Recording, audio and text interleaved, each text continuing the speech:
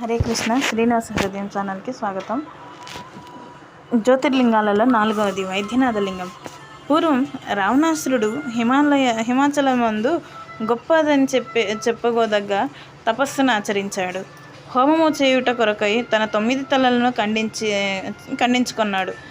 శంకరుడు అప్పటికి ప్రత్యక్షం కానందున తన 10వ తలని కూడా ఖండించి హోమం అనర్చగా పూనుకొన్నాడు.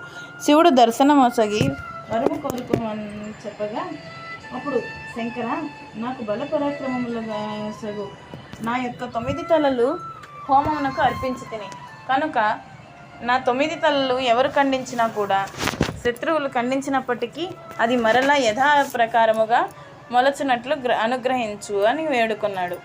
అది విని శంకరుడు, రావణ, ఈ ఆత్మలింగమును నీవు తీసుకొని పోయి నీ ఇంట గల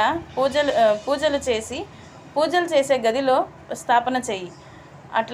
అట్లా నన్ను అర్చించిన నీ శిరస్సు ఖండింపబడినను మరలా ఉద్భవమగును అని చెప్పి శంకరుడు అదృశ్యమయ్యాడు. రావణ బ్రహ్మ లంకకు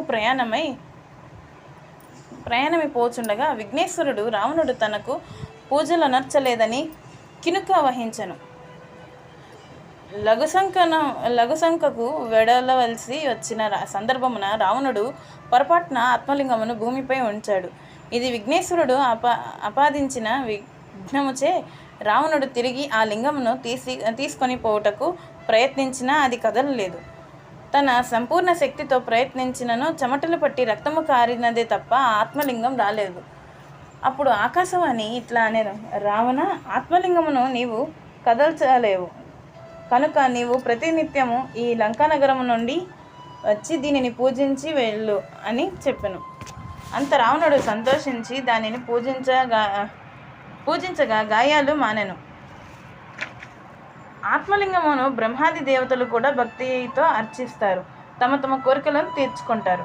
త్రిలోకవాసులు దానిని పూజింతురని సూతుల వారు సౌనకాది మునులకు ప్రముఖులకు తెలిపారు. శ్రీమాత్రే నమః.